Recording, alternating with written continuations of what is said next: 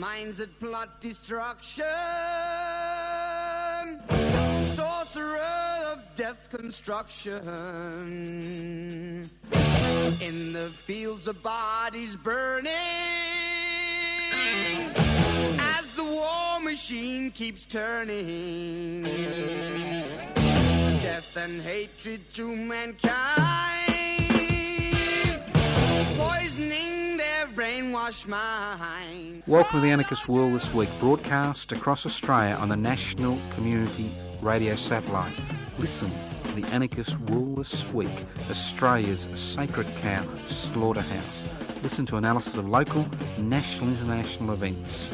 Listen to analysis you'll never hear anywhere else.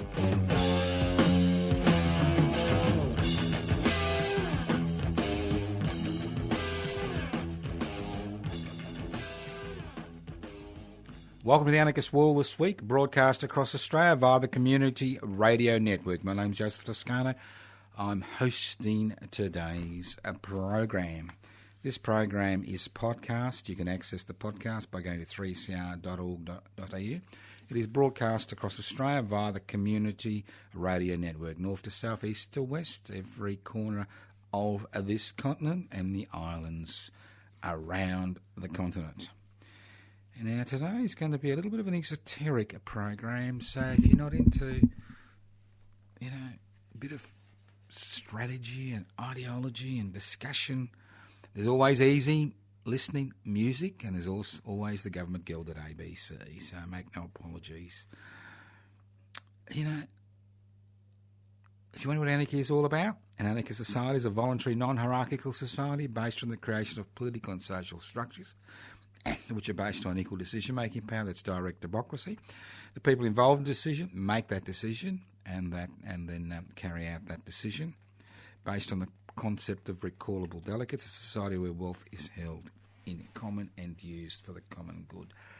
Quite conservative ideas. So if you're really into radical ideas like corporate capitalism and religious fundamentalism, turn off the switch now. You're not going to like what you're going to hear.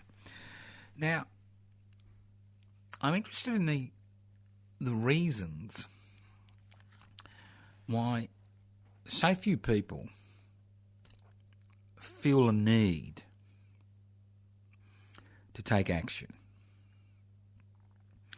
Despite the deteriorating situation for so many Australians, it's becoming extraordinarily difficult to organise people, not just around specific issues, but broader issues. And you'd think in the age of instant communication, the World Wide Web, that it'll be a bit easier. So it's something I've been thinking about now for a number of years, and I thought I'd share my little thoughts with you. And you can make whatever you think of it, because I think it's important that we understand the communities we live and work in, because there's no point bashing your head against a brick wall if there's this idea in the community that's pointless to get involved in political activity or social activity. And I've been thinking about the role of the armchair critic,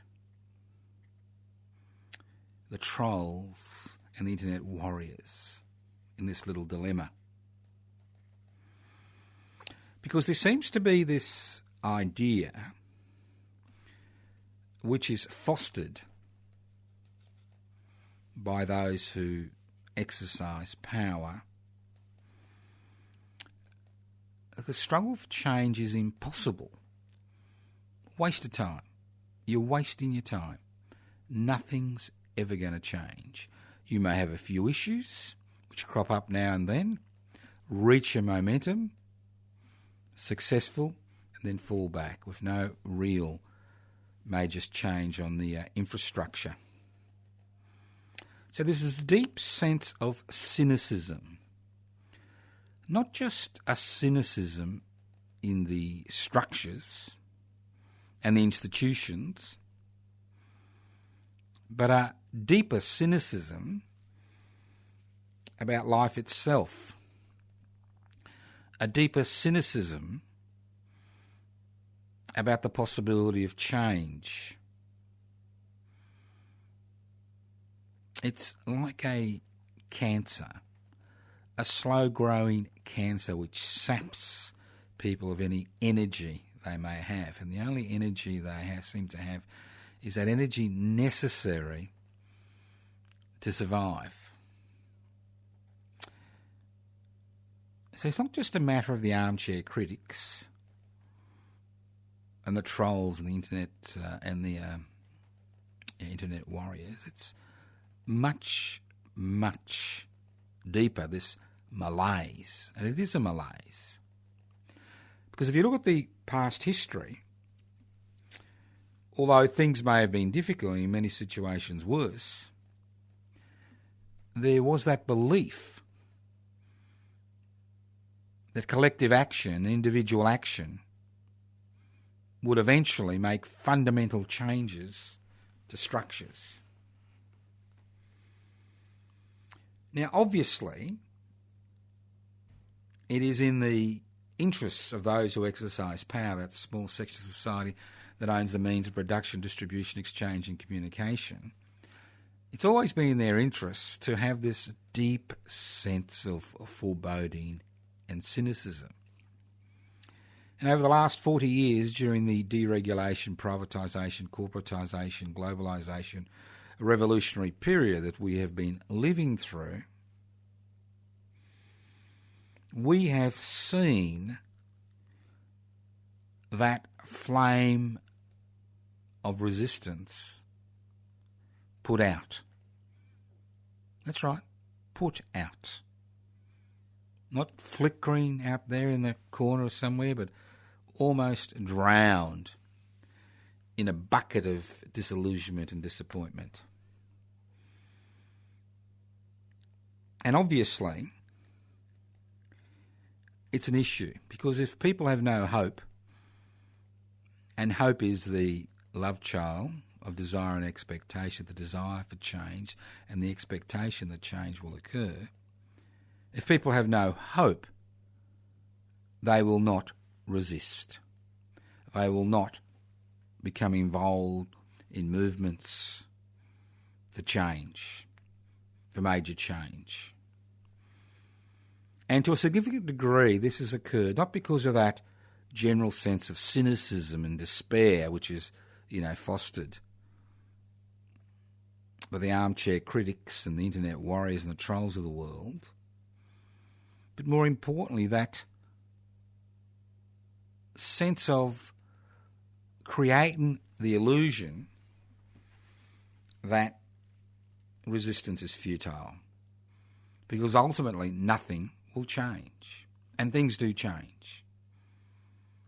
And if you look at history, change has always come when people have come together and forced those who exercise power to create that change. Because everything is possible. Everything is possible. Nothing is impossible. Everything is possible through collective action.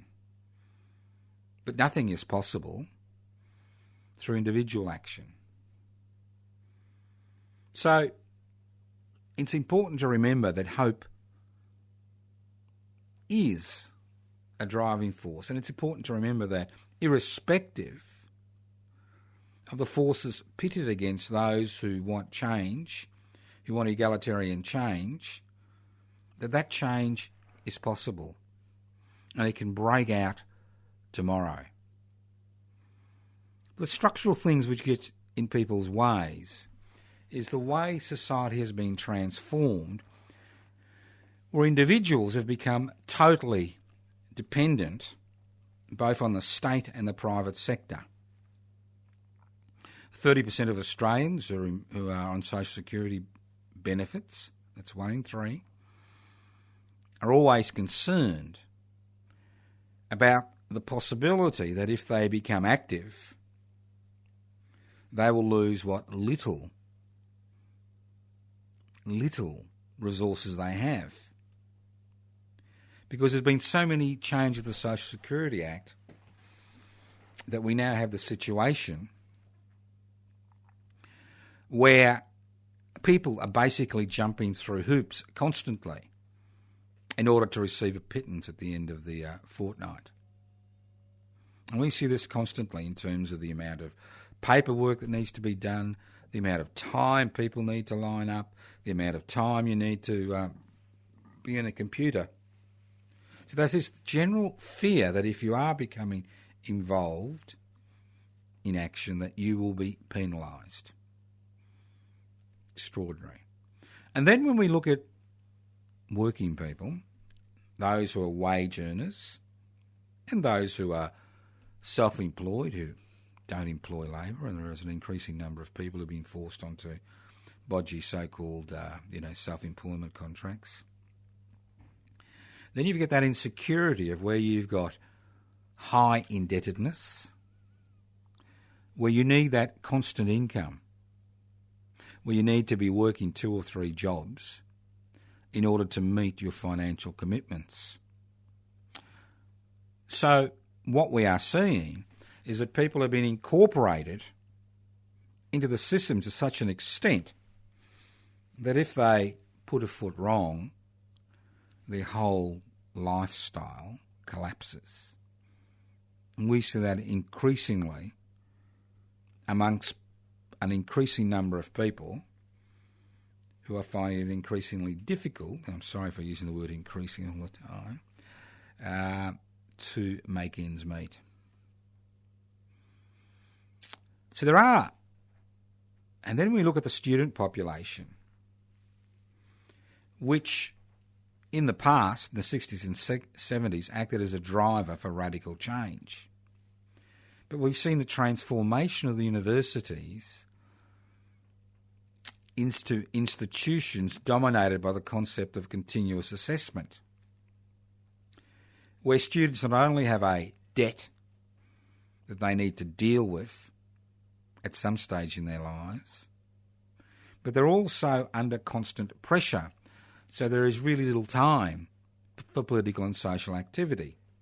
So what we've seen is a change in the nature of society that binds us, chains us, not binds us, but chains us to those institutional structures. And if we rattle the chains, there are consequences. So to a significant degree, the struggle for change needs to be pushed along by older people who have nothing to lose. And even in that situation, what we're finding is, with the extraordinary costs of childcare, that many older people are now becoming unpaid, minders for their grandchildren. And I'm not talking about a day, a fortnight, but, every single day. So even that group finds itself less able to participate in social and political activity. So the midwives of corporate capitalism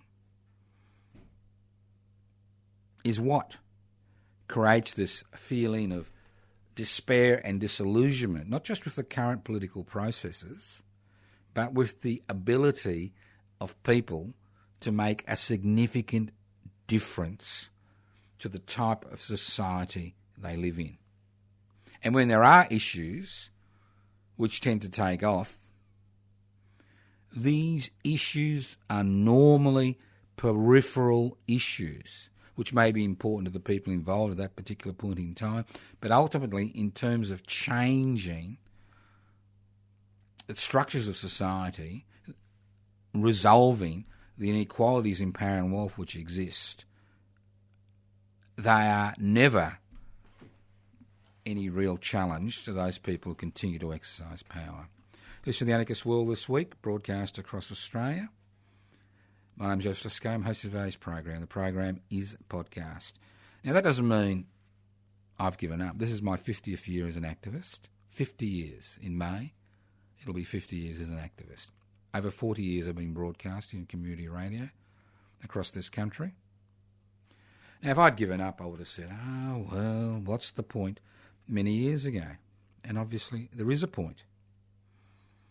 Because ultimately, the type of society you live in and the type of government you have really comes down to the individual. And if we allow fear to rule us and dictate what we can and cannot do, and if we allow the pressures of everyday living to squash any sense of resistance out of us, then we deserve the situation we find ourselves in. And that's why I've been actively campaigning to register public interests before corporate interests as a federal political party in this country. And we've been actively campaigning over the last 2.5 years to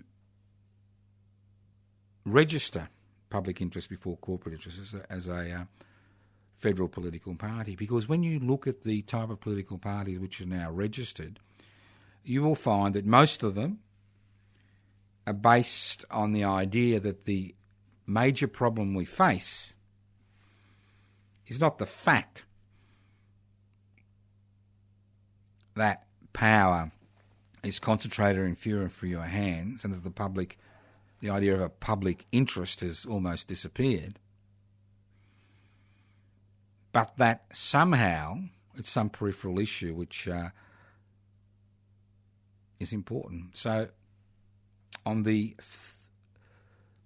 Saturday, the 3rd of March, Public Interest Before Corporate Interests will be holding a Congress for its members. Now, obviously, non-members are welcome as observers, but only members have speaking rights. Now, you can join on the day, if you wish, Public Interest Before Corporate Interests. It'll be at the Unitarian Church at 110 Grey Street in East Melbourne from 10 a.m. to 4 p.m. And the main topic of the Congress will be looking at the way that we can actually increase membership so we can actually register as a major federal political party before the next federal election.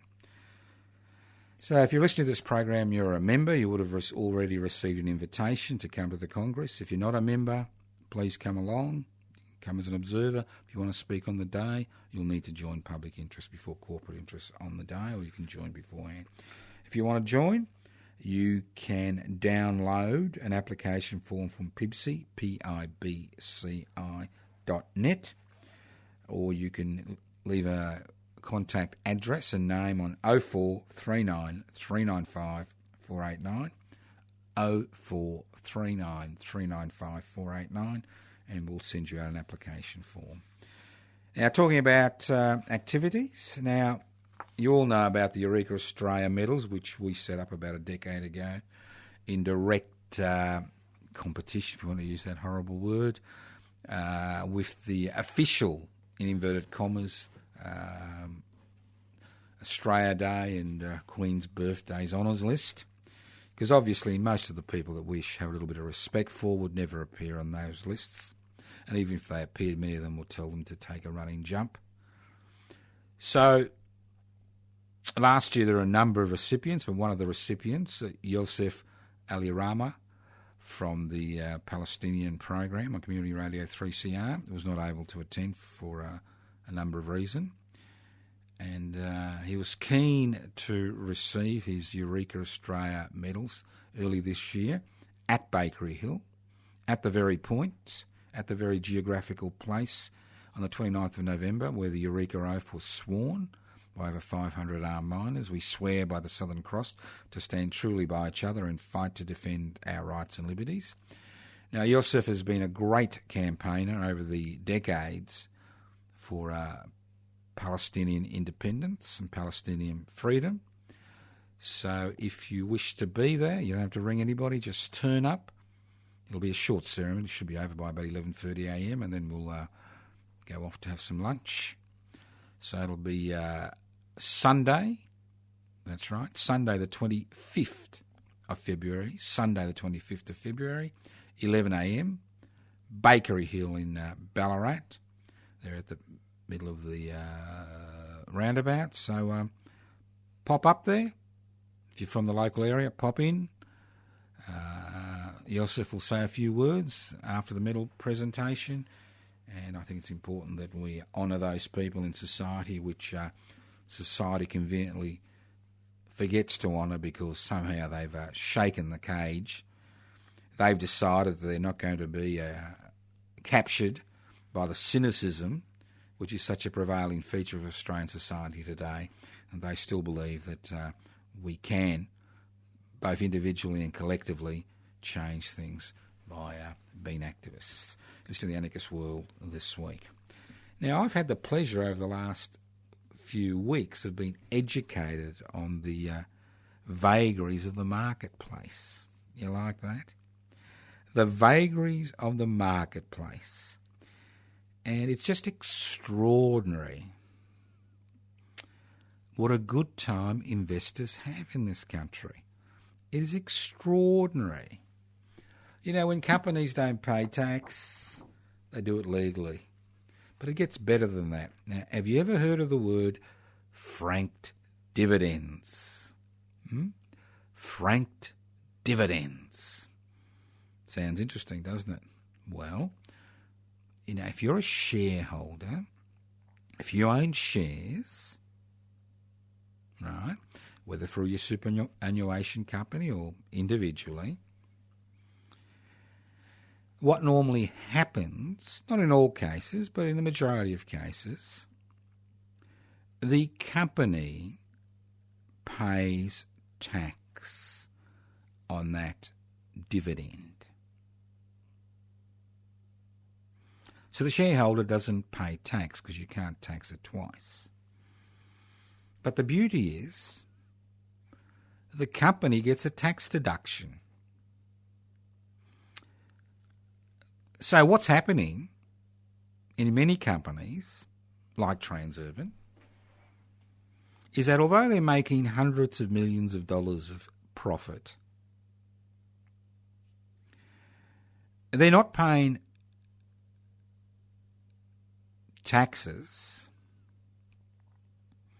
to the Australian community because the taxes they pay on the dividends which are paid to the shareholder on an annual basis can be claimed as a tax deduction.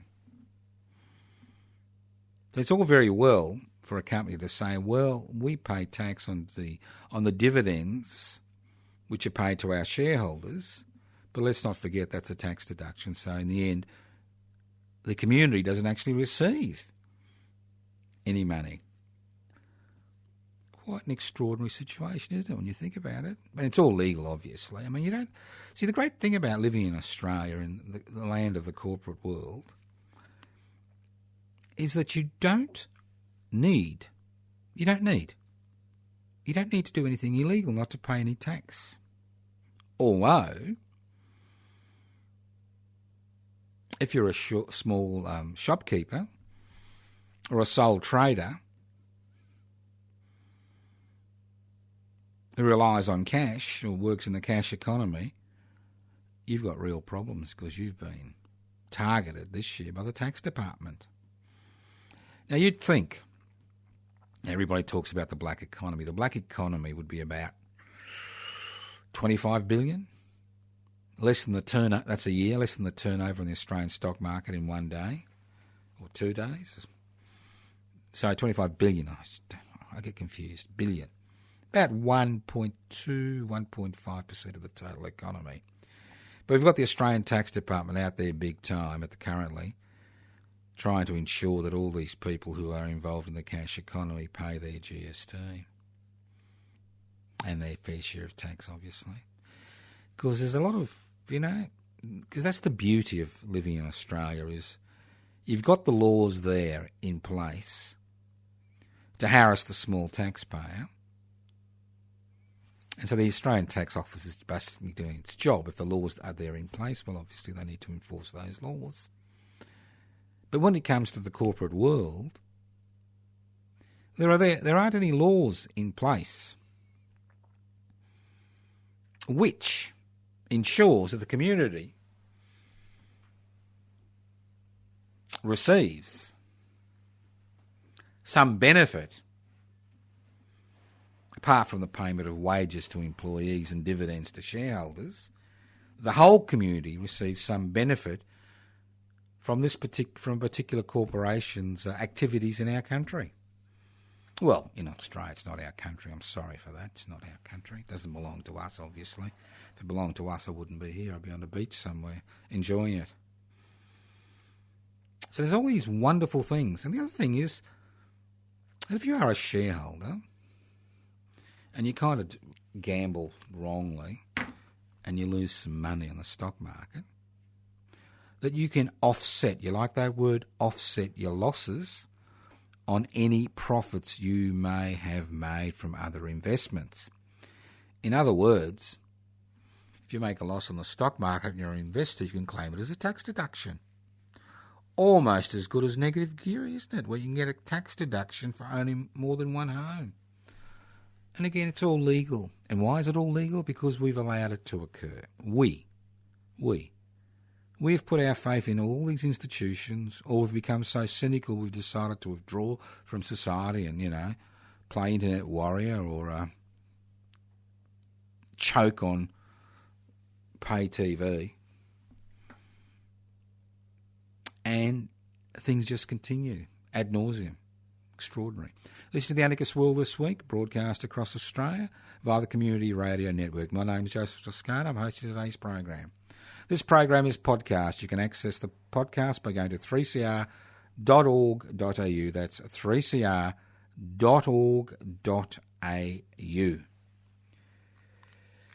Now, I've been really interested in seeing the Competition and Consumer Commission, the CCC, the ACCC, the Australian Consumer and Competition Commission, or Competition and Consumer Commission, jumping up and down saying, it's time corporate Australia paid their fair share of tax. And I've gone, hooray, hooray. Then I'm thinking to myself, now, isn't it extraordinary? We live in a capitalist society. We're told that competition is the lubricant, the petrol that's required in a capitalist society. But we have an organisation which is called the Australian Competition and Consumer Commission, which is there to ensure that companies and corporations actually compete. Because the natural endpoint of any capitalist society is not tens of thousands of, small businesses competing against each other in an open marketplace, but a marketplace which is dominated by corporations whose major responsibility is to create ever-increasing profits for their major shareholders. So the state needs to intervene in order to ensure that competition continues to exist in a capitalist marketplace. It's almost too ludicrous to think about. Think about it. We're told we live in a free society. We're told there's a free marketplace. Now, if we allow the free marketplace to develop naturally, the end point of consumer capitalism or corporate capitalism is the creation of large corporations which dominate the marketplace and use their domination of the marketplace to increase their profits at the expense of the community, irrespective of the human, social, environmental and national costs. So the state has to intervene through a legislative framework by passing laws to force corporations to compete against each other. It's just extraordinary. Obviously, the whole thing is flawed from the word go. It has to be flawed from the word go, or you wouldn't need an Australian Competition and Consumer Commission if we had a free marketplace. But we don't. We have a marketplace which is based on the concept that the stronger get stronger and the weaker get weaker, and then the weaker are pushed out of that marketplace. End of story. It's called unconscionable behaviour. Good word, unconscionable, isn't it? Listen to the Anarchist World This Week, broadcast across Australia via the Community Radio Network. My name is Joseph Toscano. I'm hosting today's program. You can leave messages on 0439 395 489. Yes, I will get back to you eventually. 0439 395 489. You become a public interest before corporate interest member. Download the application from pipsy.net. You can have a look at the Defend and Extend Public Housing Facebook page. Defend and Extend Public Housing Australia Facebook page. See when the next rally's on. You can go to the Anarchist Media Institute, anarchistmedia.org, anarchistmedia.org. See what's going on there. Or you can go onto my personal Facebook page. Yes, I do need friends, they tell me. And I said, oh, well, it's nice to have friends, isn't it? Well, if you got friends, you pay for them. Is that what they do? I wouldn't know. So go to the personal Facebook page, Toscano for the public. Toscano, Toscano, for the public. And yes, we still do accept letters and answer them. Send them to Post Office Box 20, Parkville 3052. Post Office Box 20, Parkville 3052. Listening to the Anarchist World This Week, broadcast across Australia via the Community Radio Network. Now, there's two big words I'd like to dissect today because they're important. And that's the beauty of living in a world where we use words to confuse people and deepen their cynicism and deepen their inability to organise and deepen their inability to resist. Structural violence. Now, over the last few months, we have been observers and participants in campaigns which have outed individuals, and some quite powerful individuals, for inappropriate and, in certain circumstances, criminal sexual behaviour.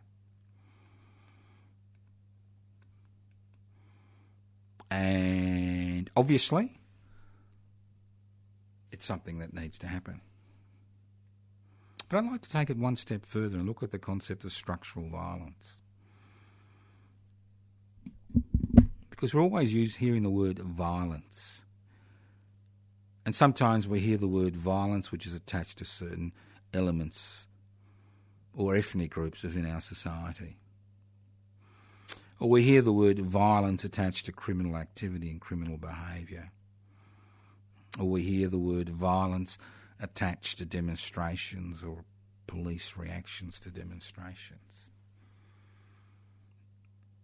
And it is the lifeblood of the gutter press, violence. They love to magnify it and create a climate of fear. So what's structural violence? Because, I mean, this violence is real and it does affect individuals and communities. It's real. But what is structural violence? Structural violence is the violence that people deal with every day as a direct result of the institutional structures and the laws which have been passed through Parliament which ensure the rich get richer and the poorer get poorer. And as you know, in every available indicator, we have seen this. So structural violence is based on the idea that a small percentage of society deserves to enrich themselves on the labour and the misery of a significant proportion of the community. It is the legal violence which occurs which allows homelessness to grow, which allows poverty to grow, which allows inequality to grow, which allows violence to become a feature of our society. So it's more than just creating those structures which allow this to occur, but it's actually promoting the idea that some members of our community will never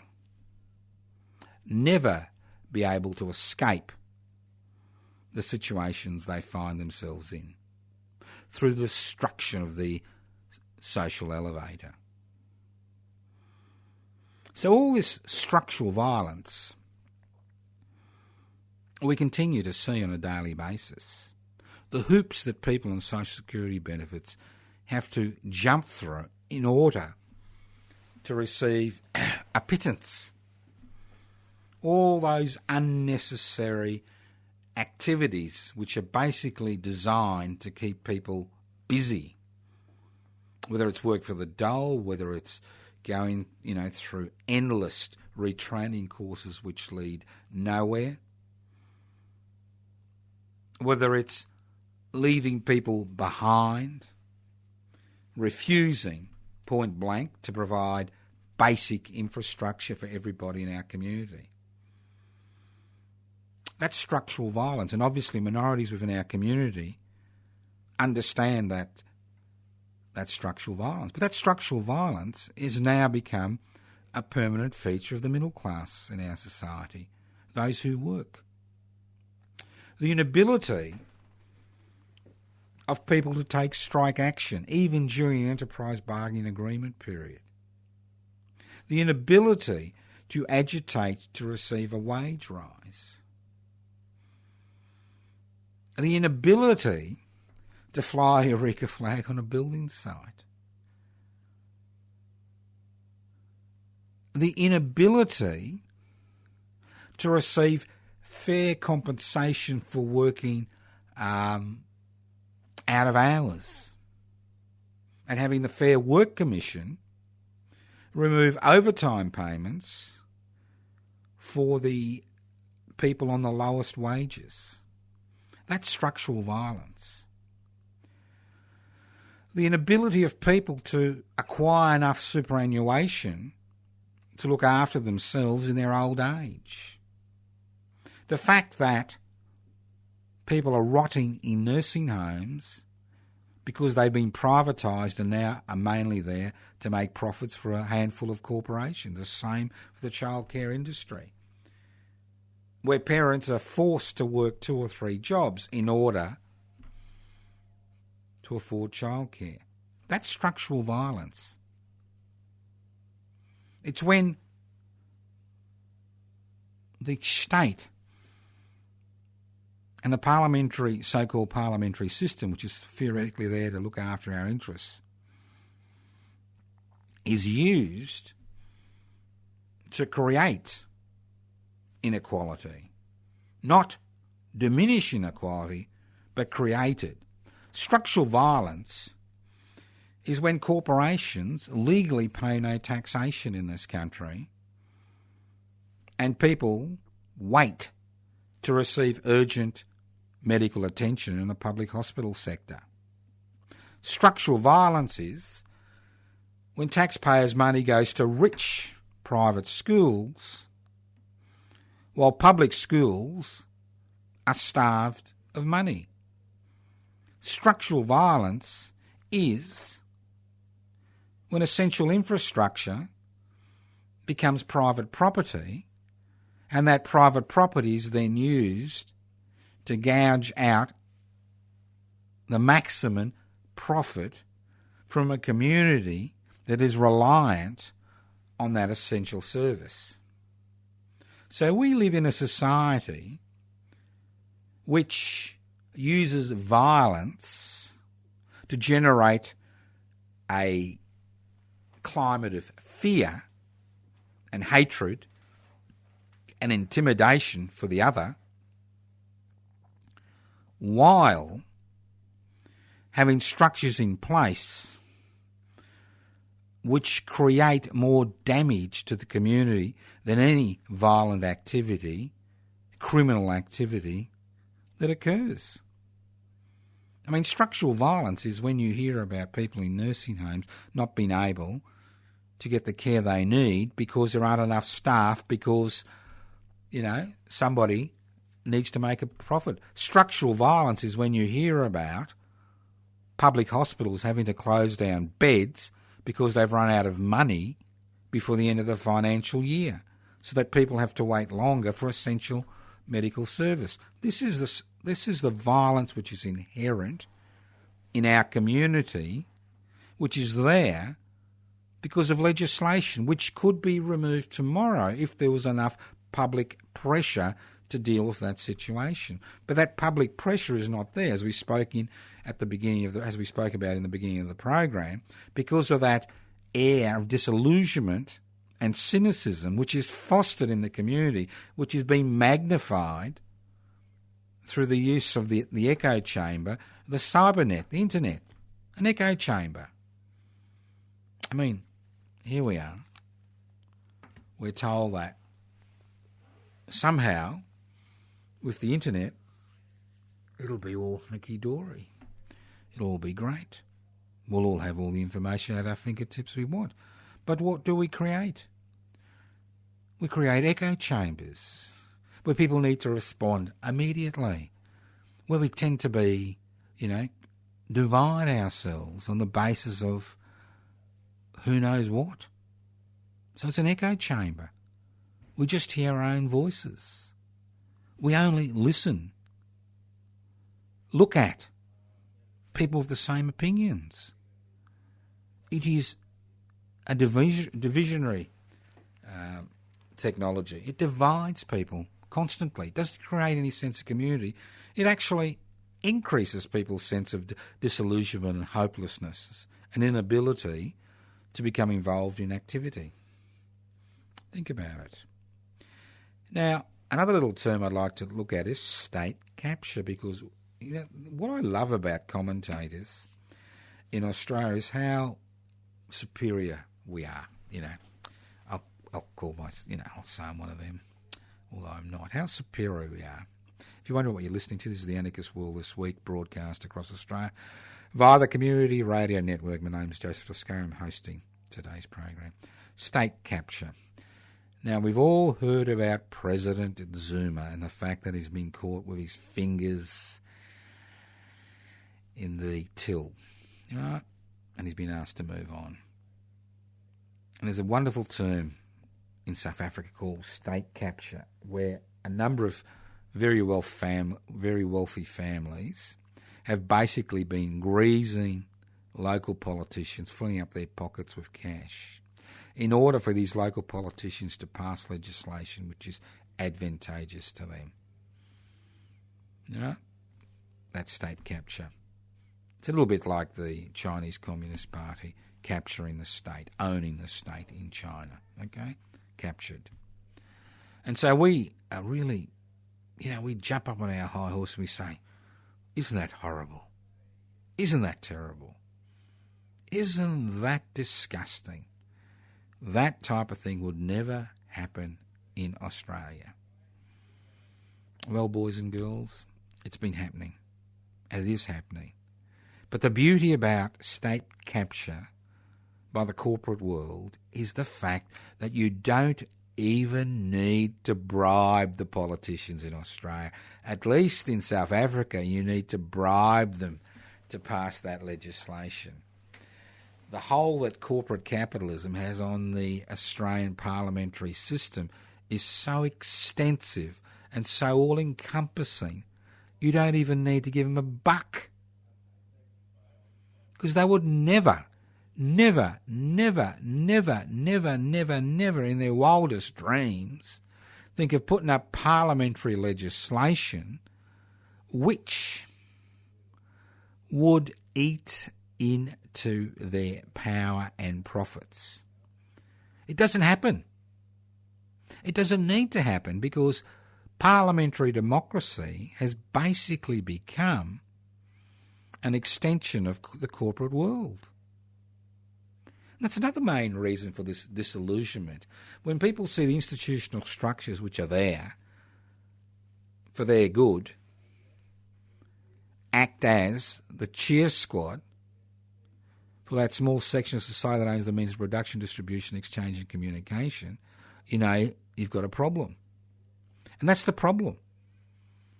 As I said before, at least in South Africa, they give the politicians money to actually get them to pass legislation which is advantageous to the corporate world, not in Australia. You don't need to. When you talk about putting in legislation to crush little people, to ensure, you suck in a few more cents in taxation, a few more dollars, always the way. But when you talk about legislation to ensure corporate Australia pays its fair share of tax, it doesn't happen. It doesn't happen with monotonous regularity. When you talk about legislation to create a fair social security system, it doesn't happen. I mean, I've noticed the Minister for Social Security crowing about the fact that last year only 32,000 people were able to get a disability support pension in this country, and that 60% of people who applied were rejected, as if this was some huge, great thing, that the fact that people who apply for disability support pensions are rejected because the criteria has been diminished. So the criteria has been increased. The hurdles have been bigger and bigger and bigger, so fewer and fewer people can jump over them. And then last week, the Social Security Minister was crowing about the fact that 1,152 people had been referred to the police from 8 million clients. Come on. If any private organisation had so few bad apples, they'd be cheering. So it's an extraordinary situation. So the state has been captured. The state has been captured lock, stock and barrel in this country. We have an economic system which is dominated by unaccountable corporations whose major responsibility is to create ever-increasing profits for their major shareholders, irrespective of the human, social, environmental and national costs. We have a society where the economic disparity has increased exponentially. We have a society which is dominated by fear, and fear is used to create a climate where the other becomes the enemy. I mean, there's nothing more extraordinary than the fate of the asylum seekers on Nauru and Manus Island. And the great majority, over 90%, have been deemed to be refugees, and 5 years later they're still rotting. I mean, if this isn't a crime against humanity, what is a crime against humanity? But we as a nation shrug our shoulders and say, well, that's the price that needs to be paid by these people to keep our borders safe. And it's all very well railing against our political representatives, but all they are doing in this situation is echoing the majority of opinion in the community. I mean, what type of society have we become? And when we look at the discussion around Indigenous Australians, little has changed in the last 50 years. So the state has been captured, lock, stock and barrel, by that small section of society that owns the means of production, distribution, exchange and communication. Lock, stock and barrel. We don't need to bribe politicians. Any legislation, any discussion revolves around the margins. Look at the discussion in the corporate-owned media, in the government guild at ABC and on the so-called, World Wide Web over the last week. What's it been about? What has it been about? And when you look at what it's been about, you realise how minimalist it all is. So Barnaby Joyce can't keep his zip closed. Obviously, the people around him are paying a huge price for his personal behaviour. But is it something that needs to be discussed every minute of the day on every television, radio, internet, tweeting, The minor issues take up so much time. And that is part of the problem with creating this culture of disillusionment and despair. I mean, the rise of celebrity culture as a significant part of our community. How extraordinary. What somebody eats or where they shit somehow is of importance to me because, they're an entertainer or something or, a public figure. It's just extraordinary. So we've got this culture of the spectacle. Oh, I didn't make that up. An old-fashioned term from the 60s. The culture of the spectacle, where it's the spectacle. It's what you see. It's the noise. That which is important. And no wonder so many people now feel so disillusioned and cynical about any possibility for change. But that is the exact result which people who exercise authority want us to feel. Because if we feel desperate, if we're cynical, if we've forgotten that we are the people we've been waiting for as far as the struggle for change is concerned, nothing will ever change. And what will continue to happen is the state will be continued to be captured by corporate capitalism, by the corporate world. We will continue to see structural violence, legislative initiatives which basically ensure that the gap between the rich and the poor increases and that the middle classes become prisoners of a financial system which eats at their very soul. So these are the issues that we need to face, both as individuals and communities. And if we don't get involved, we deserve the situation we find ourselves in, as I keep saying in this program. You can be a member of 3 tribes. You can be a member of the Gunner tribe. I'm going to do this and I'm going to do that, but you're never going to do anything. Or you can be a member of the somebody should do something about this tribe. Great tribe. Somebody should do something about that. Somebody should do something about that as you throw a bottle through your windscreen, or somebody should do something about that. It's such a wonderful thing. Or I'm going to do this and I'm going to do that. Or you can just sit back and say it's all pointless. It's hopeless. It'll never change. It's the human condition. Let the trolls and the internet warriors and the armchair critics rule the roost on behalf of the corporate world. Thank you for listening to the Anarchist World This Week, broadcast across Australia via the Community Radio Network. My name's Joseph Toscano. I'm hosting today's program. You can write to me write at Post Office Box 20, Parkville 3052. Post Office Box 20, Parkville 3052. You can email us at anarchistage@yahoo.com, anarchistage@yahoo.com. You can go to anarchistmedia.org, anarchistmedia.org. You can go to PIBCI, PIBCI.net, download an application form to join public interests before corporate interests. Don't forget the Congress on the Saturday,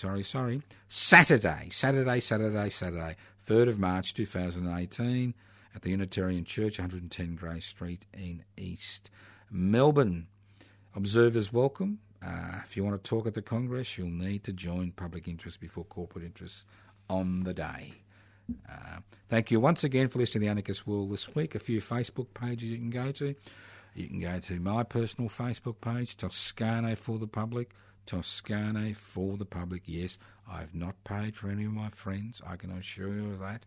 They should be paying me. You can go to the Facebook page of Defend and Extend Public Housing. See when their next action will be in March. Don't forget that at 11 a.m. this Sunday, the 25th of February, we'll be presenting this Eureka Australia Day medal to Yusuf Alri Mawi for his activities regarding Palestinian independence. 11 a.m. Sunday, the 25th of February at Bakery Hill. Join us. And remember, you are the only person who has the capacity to make a difference. Thank you once again. This is the Anarchist World This Week via the Community Radio Network. Evil minds that plot destruction, sorcerer of death's construction. An analysis you'll never hear anywhere else. Anarchist World This Week, Australia's sacred cow slaughterhouse. 10 a.m. every Wednesday. Listen to the Anarchist World This Week for an up-to-date analysis of local, national and international events. Poisoning their brainwashed minds. Oh, Lord, yeah.